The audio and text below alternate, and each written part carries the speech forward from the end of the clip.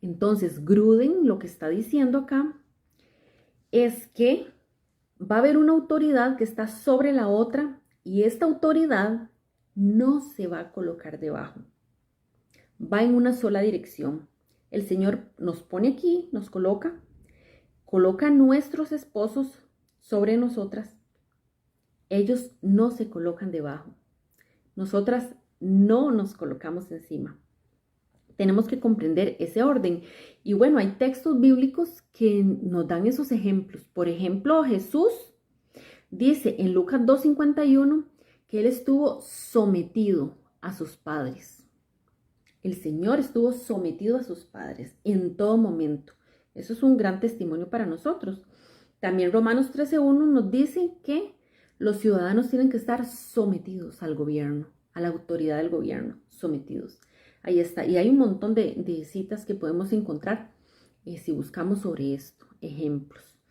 Y es muy lindo porque, bueno, es el orden que el Señor estableció para, como hablamos del rol, cumplir una función especial. Nuestros esposos son los encargados en el hogar de poder guiar a la familia de manera espiritual, de poder, es el que tiene más responsabilidad porque los líderes, como Jesús mismo nos ha enseñado, los líderes son los que sirven de primero. No es que el líder es el que manda y dice usted aquí, usted allá y esto y lo otro, y se ha malentendido el liderazgo. Los líderes son los primeros que tienen que servir, ¿verdad? Porque están frente al Señor, servir a su familia y son los responsables. Ellos tienen que dar cuentas. Usted y yo no queremos dar cuentas, mujeres, de la responsabilidad por el crecimiento espiritual, por ejemplo, de nuestra familia, de nuestros hijos. Si bien las madres tenemos un rol también, y como lo vemos en la palabra, que, por ejemplo, Timoteo fue enseñado por su mamá y por su abuela, claro que sí, podemos ejercer ese don de enseñanza, pero la responsabilidad de guiar y de llevar a la familia a Cristo es dada al líder, al esposo, y nosotros tenemos que no estorbar, tenemos que apoyar como ayuda idónea esta función que ellos van a realizar en las familias. Y bueno, el tema 3 sería que el sometimiento es primeramente al Señor. Vamos a estudiar esto para poder comprender y ya quitarnos esa rebeldía y eso que tenemos en nuestro corazón de que no queremos y que no queremos, ¿verdad? Someternos. Es primeramente al Señor. Y bueno, vamos a leer en Efesios donde se nos habla de esto.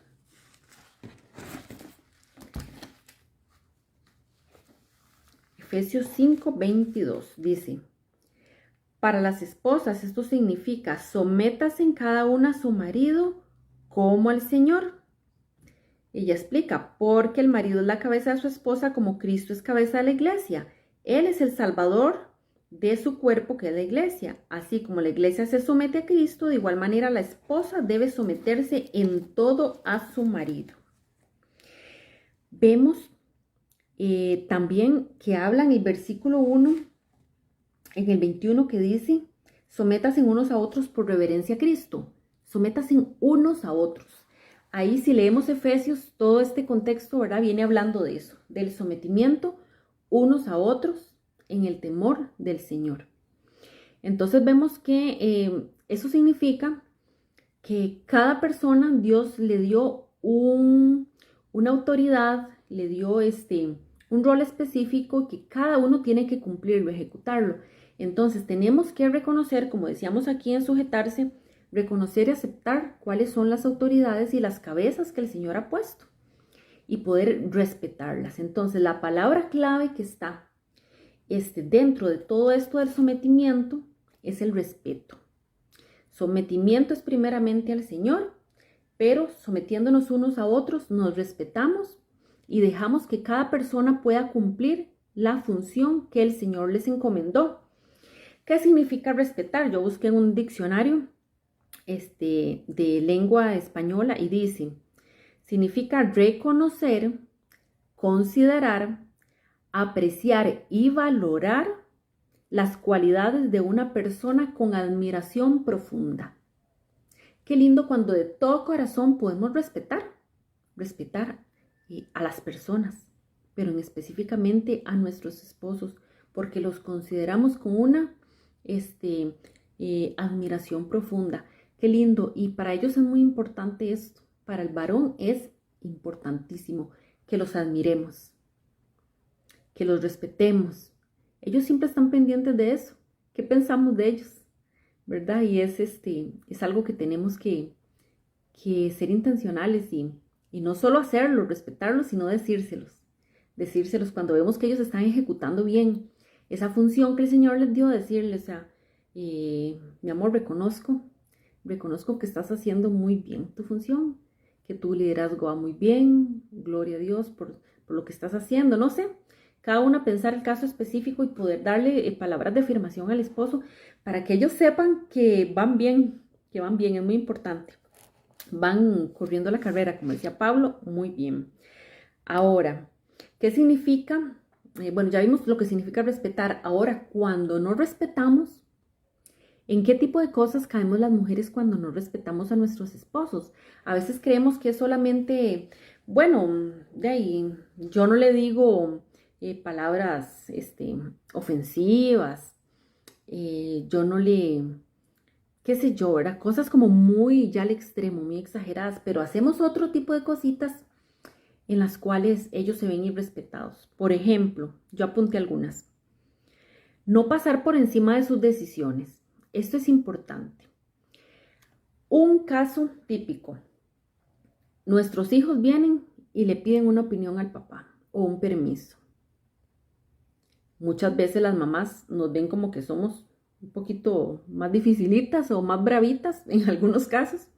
Entonces tal vez ellos miden, ¿verdad? No le voy a decir a mami, voy a decirle a papi. A veces es al revés.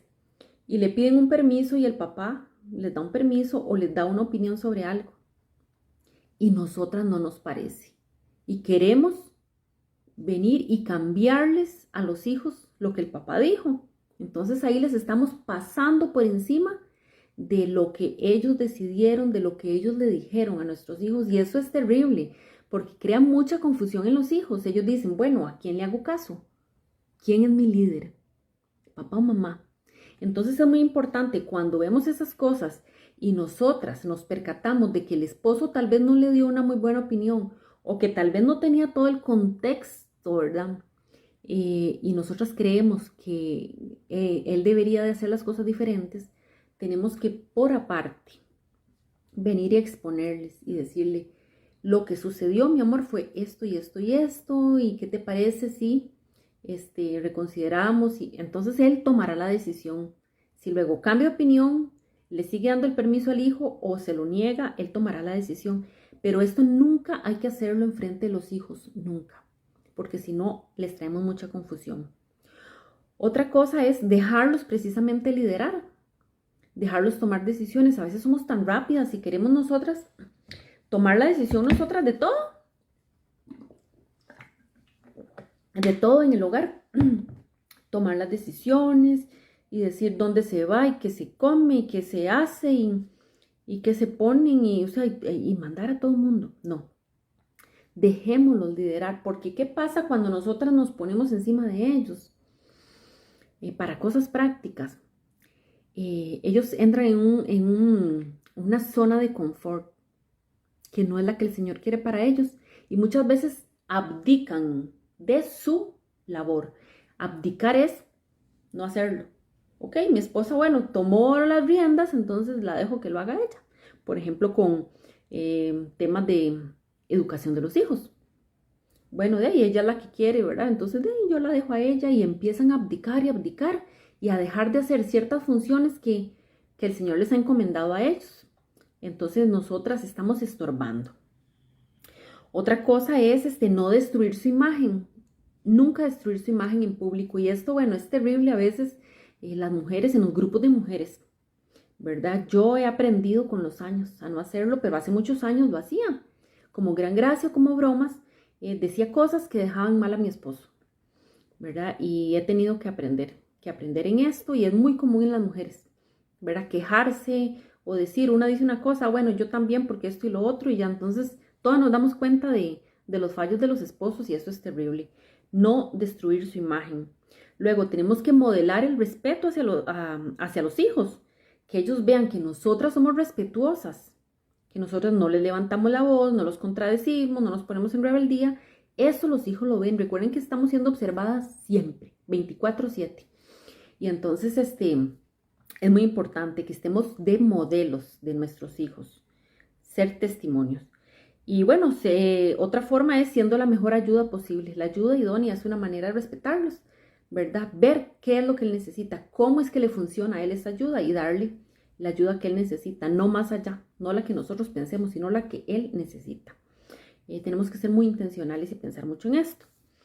Ahora, bueno, quiero leer una palabra que está en Corintios para explicar algo muy importante. Corintios 14, del 34 al 35. Dice, las mujeres deben guardar silencio durante las reuniones de la iglesia. No es apropiado que hablen. Deben ser sumisas, tal como dice la ley. Si tienen preguntas, que le pregunten a su marido en casa, porque no es apropiado que las mujeres hablen en las reuniones de la iglesia. Esto ha sido malentendido y bueno, esto es algo que causa, como decimos aquí en Costa Rica, roncha, ¿verdad? Ronchan las mujeres. Roncha es que se empiezan a rascar porque le da que le digan cállese en la congregación, cállese. No, vamos a entender un poquito el contexto. Yo tuve que averiguarlo muy bien porque era algo que yo decía, a mí me cae mal que Pablo diga eso, porque Pablo dijo eso. Ay, qué tipo, ¿verdad? Y yo hace años que no entendía y muchos de estos temas yo decía, pero ¿qué le pasa hablando así? ¿Verdad? Ay, que yo hubiera estado ahí, me lo hubiera dicho a mí. Bueno, y tuve que ir aprendiendo y aprendiendo y ahora comprendo el contexto. Es muy importante. ¿Qué pasa?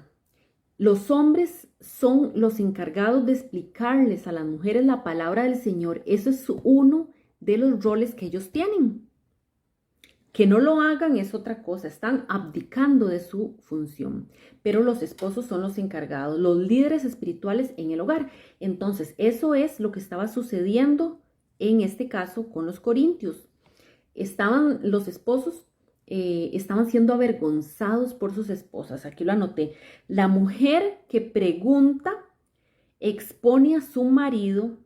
Eso quiere decir que él no está cumpliendo su rol. Básicamente de eso se trata. Si yo me pongo a preguntar en la iglesia, ay, pero entonces esto y lo otro, eso pasa hoy por hoy también.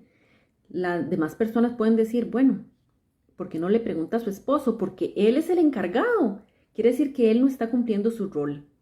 Y por eso es que Pablo era muy enfático, ¿verdad? Ellas estaban exponiendo a sus esposos de que ellos no estaban cumpliendo su rol, los estaban avergonzando.